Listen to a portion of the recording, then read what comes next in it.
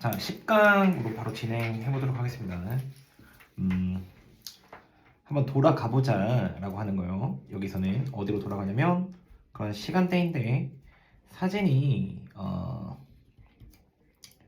살아있던 색이 아니었을 그런 시절로 한번 돌아가 보자라고 하는 거예요. 여기서는 아마 좀 뭐 예시 표현이라고 한번 해볼 수 있을 것 같고 그 기간 동안에 사람들은 여겼다라고 하는 거예요. 뭘 여겼냐? 사진을 그런 여기서는 뭐 오형식 아니더라도 사실 의미상 조금 맞기 때문에 이렇게 표현해 둘게요. 그 기간 동안에 사진을 사진이라고 흑백 사진 여기서 보면 흑백 사진이 아닌 사진이라 불렀대요. 뭐라기보다는 사진을 사진으로 여겼다. 즉 흑백으로 되어 있는 사진, 오늘날에서 얘기하는 흑백 사진이 아닌 그런 사진이라 불렀다는 걸. 이게 어떤 의미인지 한번 알아봐 보도록 하겠습니다. 색의 가능성은 존재하지 않았어요. 그러니까 즉 색깔이 없었다라고 하는 거죠.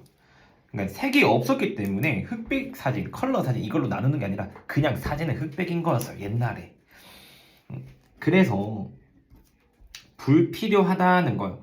삽입하는 것이 여기서 보면 삽입하는 것이 불필요하다.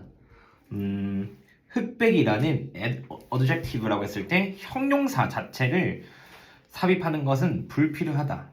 옛날에 할머니 할아버지 사진 보면 컬러가 없죠. 흑백인 거예요. 그거 얘기하는 겁니다. 존재하지 않는 거를 구분할 필요가 없는 거죠. 그러나 여기서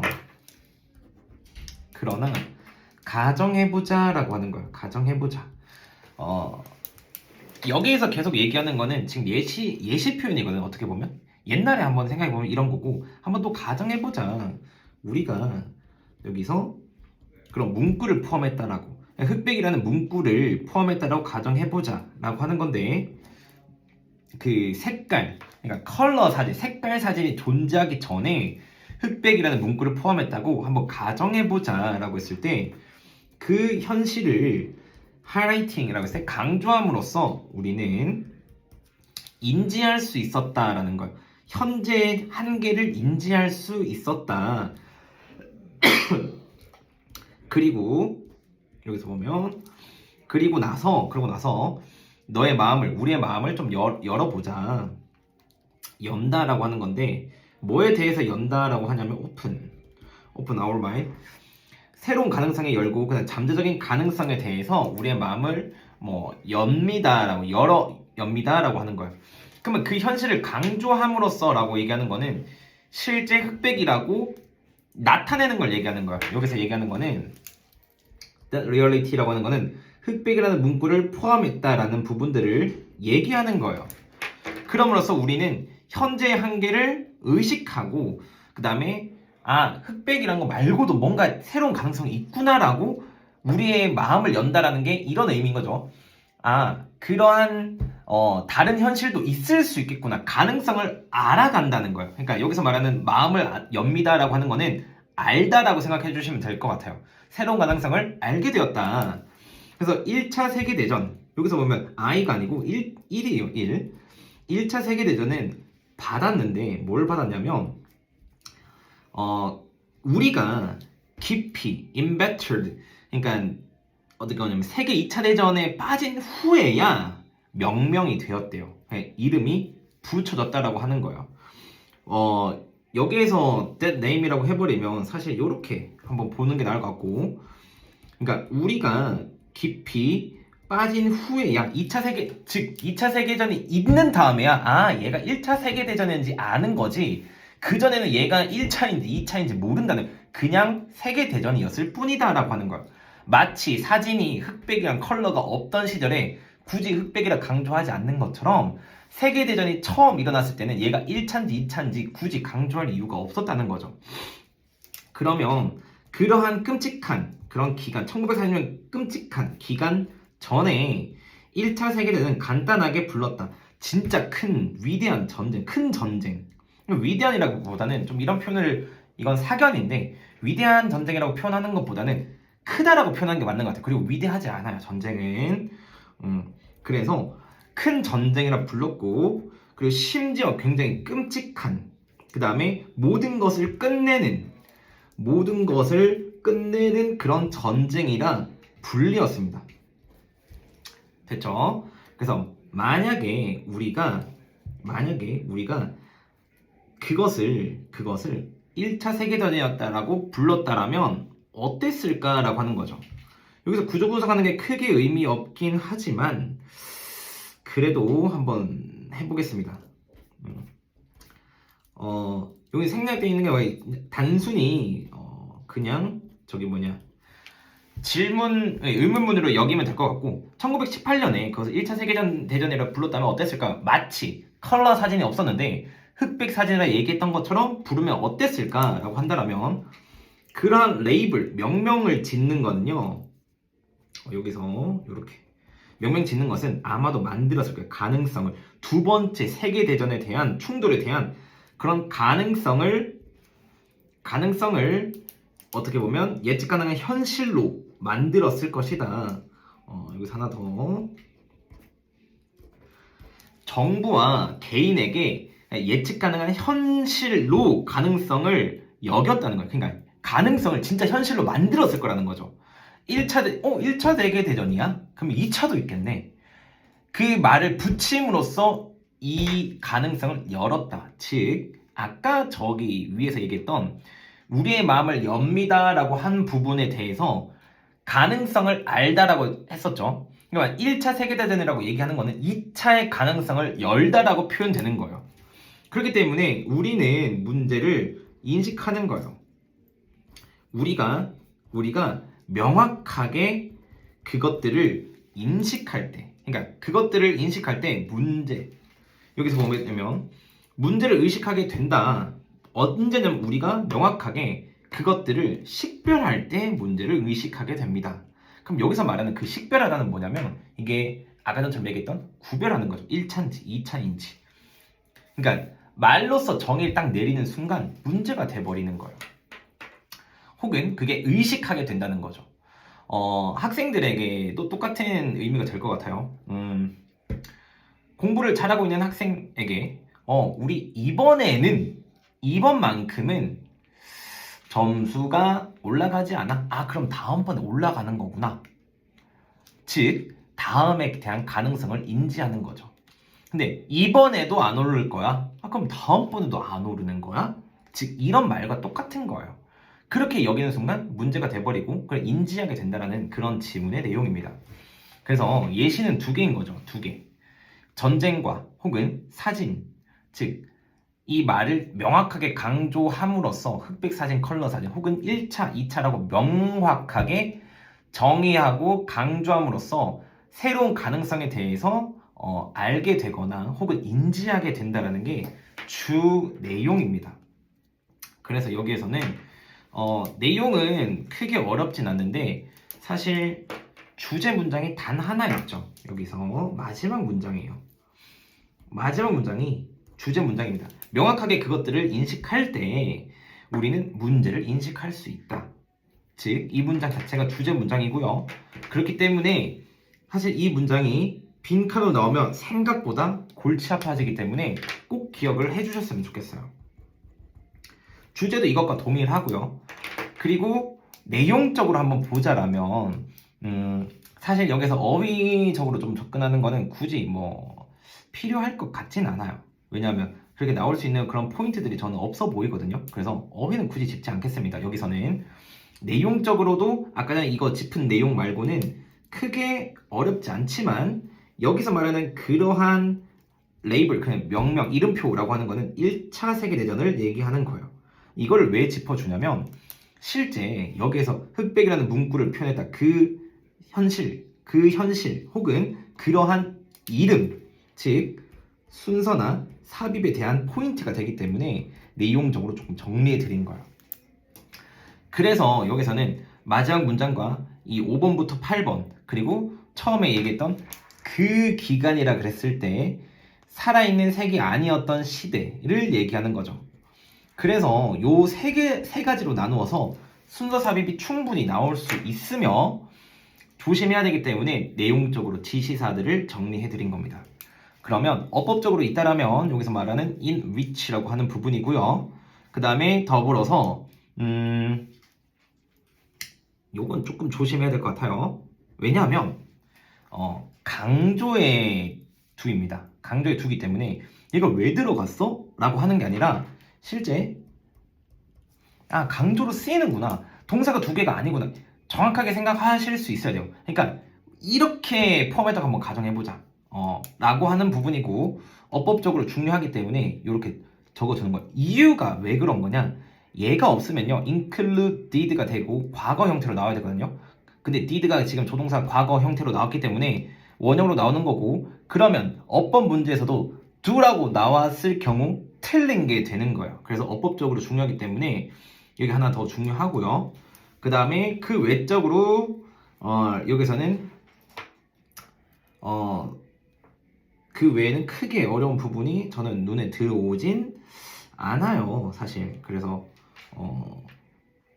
여기서 headcold 요 정도만 잡아 드릴게요. 그 외적으로는 어려운 어법은 없는 걸로 보입니다. 그래서 문제 유형을 한번 정리해드리자면 주제와 혹은 빈칸이 나올 수 있고 순서 삽입이 나올 수 있다는 부분에 유의해 주시면 되고 뭐 연결사나 아니면 뭐 요약문, 일치불일치는요 굳이 제가 이제 강의에서 짚지 않은 이유가 모든 유형들을 일치불일치로 쓸 수 있다라기보다는 일치불일치가 그렇게 어려운 유형이 아니라서 굳이 짚어드리진 않는 거예요. 그냥 혹시나 만약에 그런 뉘앙스의 그런 지문들이 있다 그러면 실제 어렵지 않은 거고 단순 사실에 대해서만 얘기하면 되기 때문에 그때 제가 보고 바로 얘기해 드리는 걸로 하겠습니다. 자, 두 번째 한번 가보겠습니다. 두 번째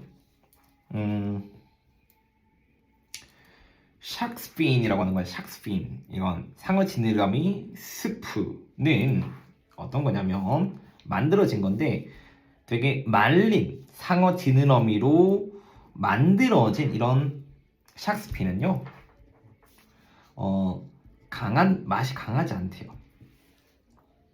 안 먹어봐서 모르겠습니다. 두 번째, 그러나 여기서 얘기하는 거는 어떤 건지 한번 볼게요.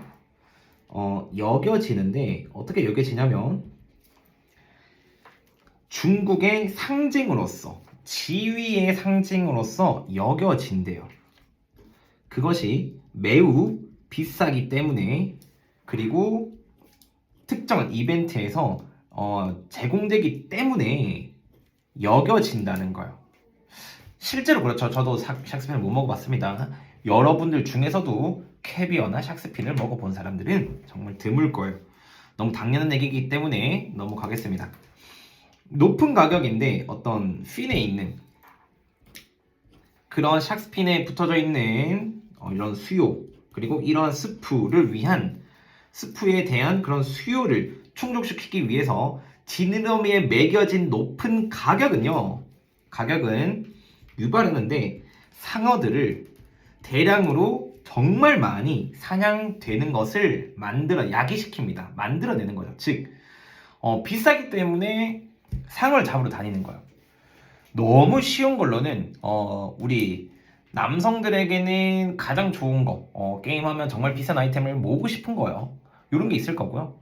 여학생 같은 경우에는 와 정말 비싼 그런 뭐 장신구들 뭐 반지나 혹은 목걸이 같은 게 나 너무 가지고 싶은 거예요. 그러니까 비싸기 때문에 가지고 싶다.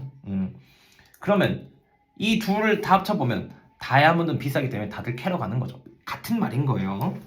그래서 일부 어부들은 상어를 사냥합니다. 어떻게 하냐면 불법적으로 그리고 단순히 그들의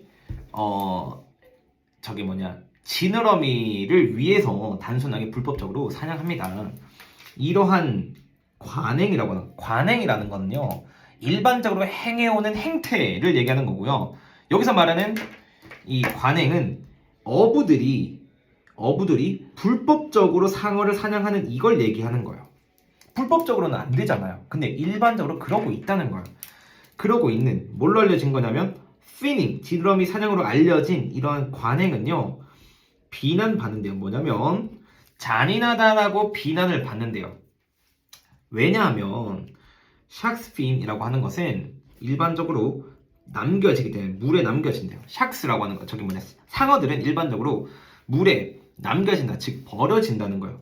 뭐냐면 익사시키기 위해서 그들의 샥스핀이 제거된 후에, 익사하기 위해서 조금 그렇고 말듯이 그게 맞긴 한데 익사시키기 위해서라기보다는 그냥 진짜 단순히 버려지는 게 맞을 거예요. 그냥 보통 버려지는 거예요.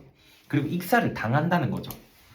그러면 여기서 말하는 지느러미 사냥이라고 하는 것들은 위협하는데 뭘 위협하냐면 해양 생태계를 위협하고 그것은 굉장히 해로울 거예요. 어디에 내냐면 자연적인 그런 생태 균형에, 바다 생태 균형에 있어가지고 굉장히 해롭고요. 그 다음에 이러한 저기 포식자들의 그런 손실, 그냥 잃어버리는 거예요. 포식자를 얘기하는 것은, 그래서 얘기하는 거는 위에서 얘기했던 샥스를 얘기하는 거고요. 이런 것들을 잃기 때문에 자연 생태계가 돌아가지 않는 거죠. 그러니까 말 그대로 상어가 없어짐으로써 쉽게 한번 얘기를 해보겠습니다. 우리나라에서 장수말벌들을 다 없앴다라고 치면, 혹은 사슴이 다 없다라고 치면 풀이 너무 많이 자라는 거예요. 그러면 오히려 풀이 너무 많이 자라남으로써 그 지하수가 다 마른다던가 그런 걸 얘기하는 거예요. 즉 상어가 있음으로 인해 가지고 균형 맞춰 돌아가는데, 우리가 불법적으로 너무 많은 대량을 잡아버리니까 상어가 해양 생태계에서 하는 일들이 없어져 버리는 거죠. 그거를 얘기하고 있습니다. 이러한 이유 때문에 지느러미 사냥이라고 하는 것은 이미 제한되고 있대요. 특정 구역에서. 어떤 거냐면 미국에서는 제한되고 있다는 거예요. 그럼 여기서 이러한 이유들은 뭐냐? 그럼 여기서 중요한 거는 이유들인 거예요. 이유들. 하나가 있었죠? 해롭다라는 거예요. 생태계에 해롭다. 두 번째가 있죠. 두 번째. 예를 들어서 여기 보면 물속에 버려지고, 그 다음에 물속에 버려짐으로 인해 가지고 잔인하다라고 얘기했었죠. 그럼 이러한 이유들이라고 했을 때 여기서는 이유 서술도 나올 수 있는 거예요.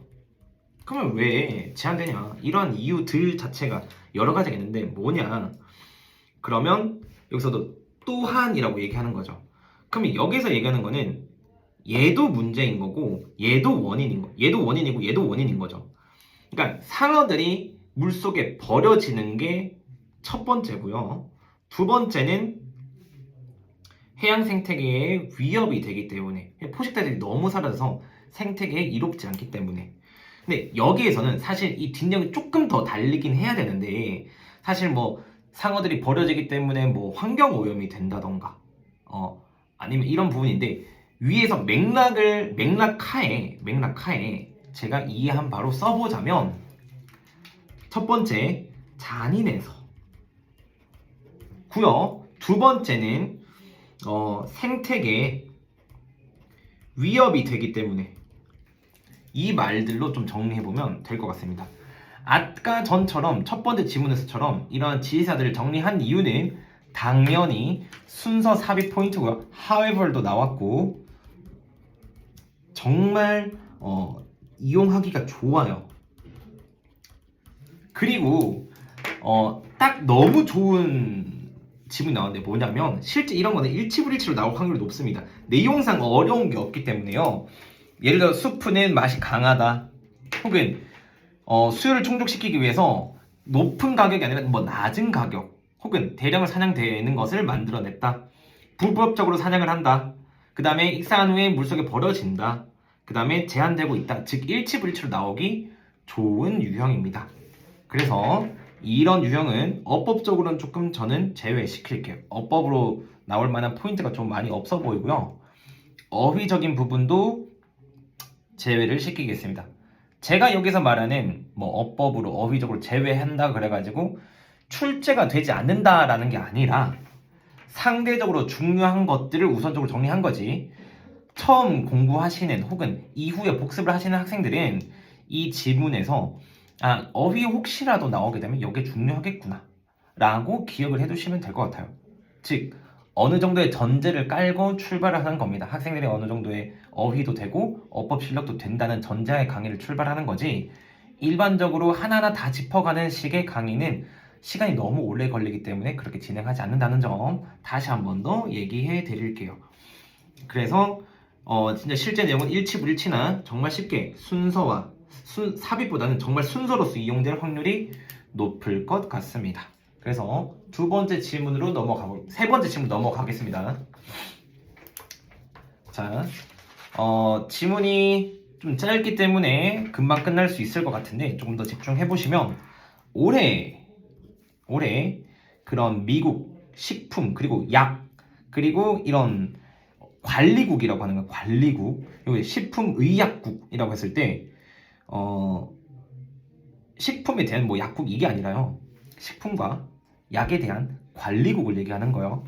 이 관리국들은 승인했어요. 처음에 약을 뭐 하냐면 입증된 약을, 뭐라고 입증됐냐, HIV 인펙션 감염 위험을 낮출 수 있는 그런 것에 대해서 입증된 첫 번째 약을 승인했습니다. 여기서 말하는 HIV라고 하는 게 무슨 그 병인지는 저도 뭐 자세히는 모르는데요. 여기서 좀 추가적으로 제가 배경지를 조금만 전해드리자면, 에이즈에 대한 그런 바이러스인 거예요. 그러니까 에이즈를 막을 수 있다라는 부분이고, 사실 에이즈라고 하는 거는 면역 체계를 떨어뜨려서 합병증을 유발시키는 쪽으로 저는 알고 있거든요. 근데 쉽게 얘기하면, 그래서 이러한 면역 체계들이 붕괴된 시점에서 뭐 어떤 약을 하더라도 계속 약을 달고 살아야 되는 걸로 저는 알고 있어요. 틀릴 수도 있어요. 이거는 제 배경 지식에 의해서 얘기하는 부분이기 때문에. 근데 쉽게 말하자면 정말 고치기 어려운 병의 위험을 낮춰주는 약을 발견한 거예요. 그럼 여기서 툴바다라고 불리우는 이 약은 이용될 수 있는데, 막을 수 있는 뭐 preventative, 즉 예방책으로서, 여기서 보면 하나의 예방책, 건강한 사람들, 그리고 이 사람들이 어디에 있는 거냐면 HIV 노출 위험에 있는 그런 건강한 사람들에게 예방책으로서 이용되는 거예요. 내가 걸렸을 때 먹는 게 아니라 혹시라도 걸릴 위험이 있는 사람들에게 먹는 거예요. 이런 것들이 뭐가 있냐? 쉽게 말하면 오메가처럼 먹는 거예요. 내가 아프지 않기 위해서 먹는 거지 아파서 먹는 게 아니라는 거죠. 자, 그럼 이러한 신약 트루바다라고 하는 거죠. 얘는 굉장히 큰 진보라고 얘기하는 거예요. 어떤 걸 하는 거냐면 curbing이라고 했을 때, curbing the spread라고 했을 때 HIV의 확산에 대하여 굉장히 큰 진전이 있다. 미국에서 대략 한 5만 명 정도가 되는 새로운 감염자가 매년 보고되는, 여기서, 그리고 과거 한 10년 동안에 매년 5만 명이나 되는 그런 HIV 감염자가 있는 그런 US에서 HIV에 대한 그런 퍼짐, 확산을 억제시키는 것에 대해서 굉장히 큰 진전이다. 즉 효과가 좋다라는 거예요. 쉽게 얘기하면. 그래서 대략 한 1.2 밀리언이라고 해버리면 여기 나오는 것처럼 120만 명이죠. 이러한 사람들은 현재 HIV를 보유하고 있고, 대략 여기서 한 5분의 1 정도, 5분의 1, 여기서는 분수 표현이에요. 5분의 1 정도의 사람들은 여기에서는 인지하지 못하고 있습니다. 뭐에 대해서 인지를 하지 못하냐, 여기서 제가 이렇게 표현하더라도 구조 분석이 조금 약한 학생들은 여기 be aware 자체를 타동사로 취급을 하고요. 대해서 목적으로 취급하셔도 상관없습니다. HIV에 대해서 그냥 긍정적이라 그러면 안 되고 양성 반응이라고 얘기해줘야 돼요. 양성 반응이 나왔다는 걸 인지하지 못합니다. 즉 120만 명의 5분의 1이라고 하는 것은 지금 쉽게 20%죠. 그러니까 24만 명 정도는 내가 실제 HIV에 걸린 거를 모른다는 거예요. 양성 반응은 걸렸다는 거죠. 우리 코로나 시대를 다 겪었기 때문에 양성이 뭔지 다들 알고 있을 거예요. 코로나에 걸렸다는 걸, 아니 HIV에 걸렸다는 걸 모르는 거죠. 그러면 트루바다라고 하는 것은 효과적일 수 있다는 거예요. 이러한 상황에서. 왜냐하면 그것은 막을 거기 때문에 바이러스가 새로운 사람들의 그런 감염시키는 것을 막을 거기 때문에 효과가 있다라는 거예요. 자, 이게 무슨 말이냐? 코로나로 대입하면 가장 이해하기 쉬울 것 같아요. 코로나가 걸렸을 때 사람들은 단순히 감기인 줄 알았죠. 그러니까 자기가 코로나인 줄 모르는 거예요. 그러면 그 사람들이 단순 감기라고 생각했을 경우에 그냥 이동하게 되는데, 이러한 경우에 코로나의 확산이 정말 많아질 수도 있겠죠. 이러한 경우를 생각해서 약을 미리 먹어 놓는 그런 트루바다 같은 경우에는 굉장히 효과적이라고 얘기하는 거예요. 그래서 약이 굉장히 높은 가격에도 불구하고 여기는 거예요. 뭐라냐면 굉장히 중요한 그리고 엄청난 그런 돌파구로서 여긴다. 이런 의학 분야에서. 그러니까 지금 여기서 보면 HIV에 대한 뭐 트루바다의 효과 혹은 뭐라 그럴까, 이런 기대되는 효과라고 하면 가장 좋을 것 같아요. 제목으로 치자면 HIV에 대한 트루바다의 기대 효과라고 하면 정확할 것 같아요. 그래서 얘네들이 뭐 이런 그 기능을 한다라는 것보다 얘를 먹었을 때 이런 상황에서 너무나 좋다. 그래서 정말 우리 이 약이 너무 좋을 것 같다라고 얘기하는 내용이고요. 실제 내용상 정말 어려운 부분은 없어요. 없기 때문에 실제 얘도 일치불일치라고 여겨질 수도 있고요.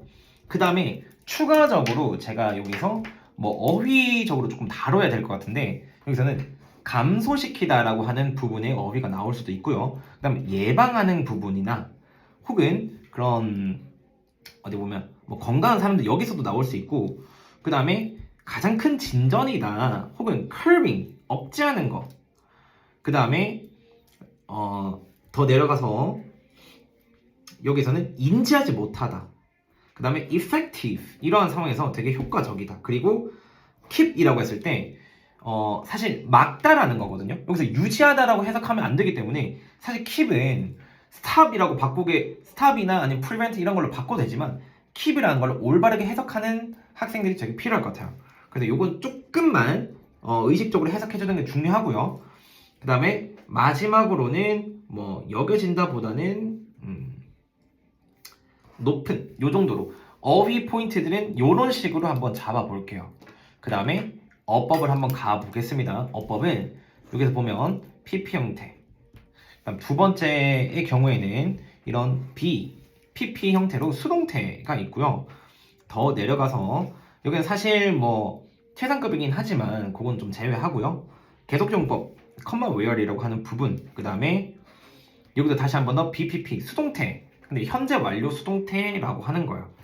여기서 현재 완료 수동태가 들 수 있는 이유는 사실 for the past decade라고 하는 명확하게 기간을 정해놨기 때문에 지난 10년부터 지금까지 계속 보고되고 있다는 부분을 나타내기 위해서 현재 완료 시제를 썼고요.